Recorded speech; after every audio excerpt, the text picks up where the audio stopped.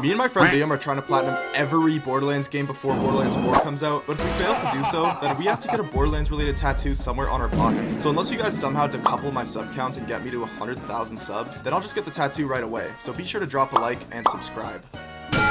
Alright, so today we are platinuming Borderlands 1, and let me tell you, compared to Borderlands 2, this game feels like straight vaginal discharge. The best way I can really describe it is that Gearbox had a really good idea for a game, but wasn't fully sure what they wanted to do with it yet. Just pick any character and listen to their dialogue in Borderlands 1 compared to 2, and you'll know what I'm talking about. But anyways, Liam and I both chose to play as Brick because that's the only valid choice, and we proceeded through the first few combat encounters of this game. Not even 10 minutes in though, Liam already got downed, which was perfect for me because I could revive him and get the first trophy pop of the playthrough. After clearing the town of Firestone, I went looking for a skeg, which I killed by jumping on its head like Super Mario and getting a trophy for doing so. Now if there's one thing you should know about this game before starting it yourself, it's about 80% side quest. You likely couldn't comprehend the main story from start to finish if you tried, because every main quest has like 10 side quests you have to do in between if you want to be somewhat on level with the enemies. Because of this, we ended up popping a trophy for completing 5 quests here in the arid Badlands. After a fair share of side questing, we ended up traveling to Skeg Gully, which gave us a free trophy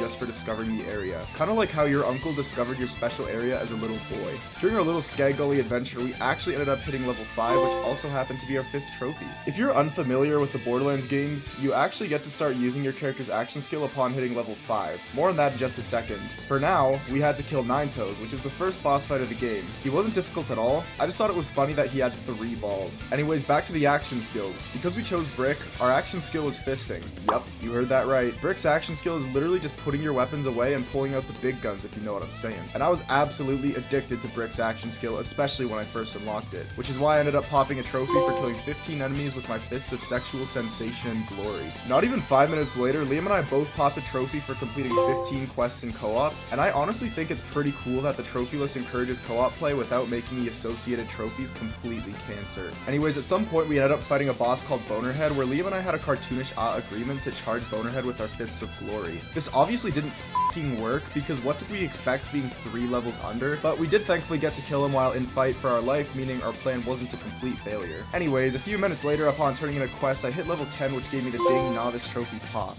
There was also this one trophy I was awarded for rapidly killing 5 racks, and honestly, thank f***ing God. If there's one thing it's okay to be racist towards, it's rack. These guys piss me off. Eventually, we traveled to Sledge's safe house and got a trophy just for showing up, and was thinking all like, side quest, let's carry on with the story. Which went about as well as you'd expect. We died so many times here, good God. If there's a gaming equivalent to testicular torsion, it's this. But believe it or not, we did in fact successfully get through the area despite being underleveled, and even managed to kill the area's boss. After all that, I needed a beer, so I did a little drinking drive and popped a trophy for killing 25 enemies with a car. Oh, and with the use of a fire gun at some point, I went full-blown arsonist and got a trophy for killing 25 enemies with it, which led me to using a shock weapon as well to get that Elements dedicated trophy too, cause why not? Also, while browsing my backpack for some unknown reason, I came across this artifacts that kinda just spawned in my inventory, which gave me a trophy when I clicked on it. Artifacts are basically just items that give your action skills elemental damage, by the way. Anyways, it was now time to pursue a boss named Sledge, and on our way we ended up discovering an area called Headstone Mines for a trophy. When we eventually ended up fighting Sledge, we also got 2 more trophies in addition to that, one for killing Sledge, and one for killing Sledge with a co-op partner. Now at some point we turned in some rather irrelevant quests and ended up getting a class mod which also came with the trophy attached.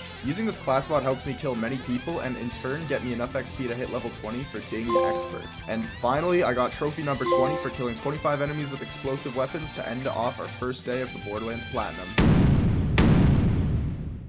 Day 2 of the Platinum was honestly a whole lot of miscellaneous stuff, if I'm being honest. I started by getting the 12 Days in Pandora trophy, which was basically an in-game challenge where you have to get kills with all sorts of different weapon types. Then, roughly 30 minutes later, I proceeded to kill 25 enemies with this really good corrosive shotgun I got, which also turned out to be a trophy. Okay, so we now had to fight a story boss called Mad Mel, who I swear was absolutely impossible to beat as Gearbox intended. Because tell me why the f*** a car in this game can only take like 3 bullets before exploding. This at some point pissed me off quite a lot, honestly, so we developed a strat where Liam goes in the area to distract the enemies while I snipe at Mad Mel from a distance. This of course worked because we're genius as shit. Roughly 20 minutes later after that encounter, we ended up traveling to a place called Scrapyard, which gave us yet another trophy pop. I really don't know why Borderlands 1 has a discovery trophy for anything, but they're free, so I guess I'm not complaining. Anyways, upon our arrival, we immediately got to doing more side quests, most likely because we were underleveled as always. In any case though, this eventually led to us getting a trophy for completing 5 missions within the area. Oh, and I was also also selling guns here and there throughout our time playing the game, so I also popped a trophy for selling 50 items at vending machines as well. Our next objective was to kill a boss named Crom, but if I'm being honest, the real boss here was the turrets camping outside the entrance to his location. Holy poopsicle, bro. Liam and I tried time and time again to run past them, which we eventually did with a solid, veiny, repetitive stroke of luck, but it was definitely no easy task. But hey, at least we got yet another area discovery trophy as a reward for our hard work. With that out of the way, it was now time to kill Crom himself, and honestly, it was pretty anticlimactic considering the amount of effort required just to get up here. Liam kind of just put him down like a sick dog while I was down, so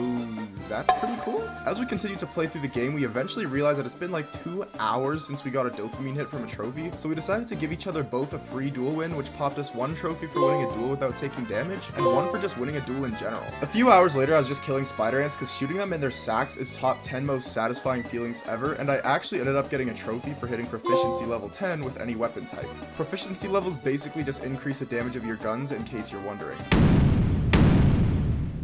As much as I wish I could say the first trophy of day 3 was interesting, it wasn't. It was just yet another discovery related one. That's fine, however, because we got to fight this dope ass boss called Rakhive, which we defeated relatively easily with the use of our fists and shotguns. Now with the combined XP of the bajillion million enemies we killed, we did also end up hitting level 30 eventually as well. As we progressed the story, we ended up fighting this goofy ass boss called Baron Flint, who just like that Crom guy from earlier died very anticlimactically to one of our delightful looking shotguns for another trophy.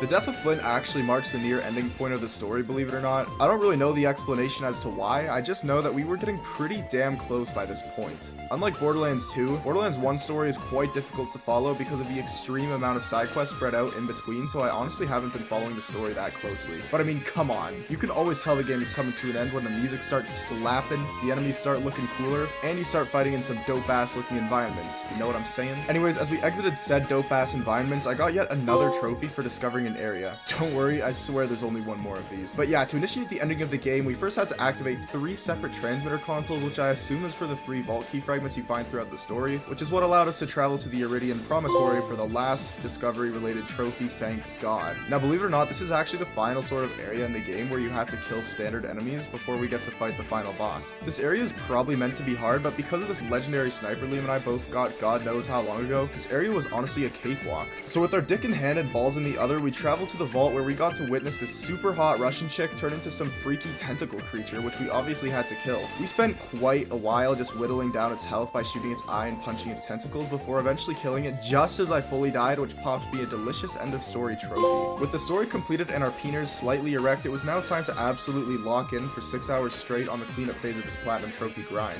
We started by going for a trophy we were initially going for at the start of this game, but ultimately gave up because this trophy is stupid, which is made in Firestone.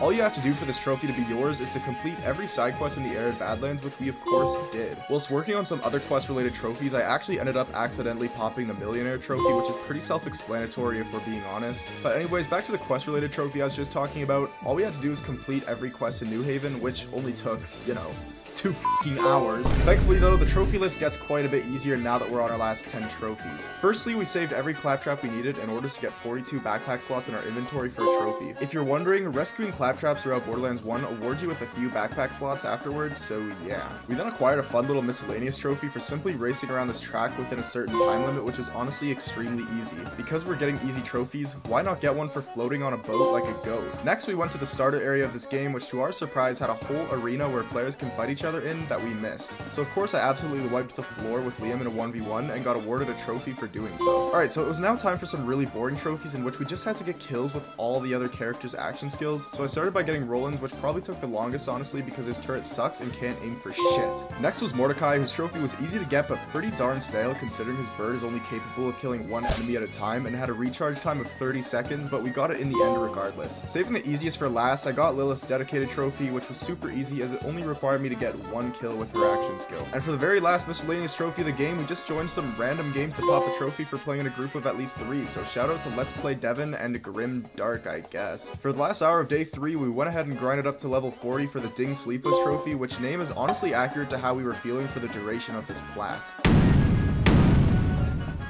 very last day, being day 4, had us trying to grind levels for hours upon hours to no avail. We kept trying to find good XP methods other than side quests because we were honestly getting pretty sick of them at this point, but our guns weren't even good enough to kill the enemies we needed to in order to farm to level 50. Right when we were about to give up and delay the platinum trophy for one more day, one of the absolute goats of the old Borderlands YouTube era, Morning After Kill, joined my chat and was kind enough to offer some help with one of his max level characters. So with his assistance, he boosted us all the way up to level 50, which gave me the Ding Champion trophy and the platinum directly after. Well, that was Borderlands 1. Despite my dramatic commentary, I greatly enjoyed this platinum experience. Definitely wasn't as good as Borderlands 2 in my opinion, but I still really enjoyed it. Thanks for watching, and don't forget to like and subscribe to Liam's YouTube channel as well as mine to show us both some support towards future videos. Thanks again, Morning After Kill, and I'll see you guys in like a week for the Borderlands 2 platinum. Bye!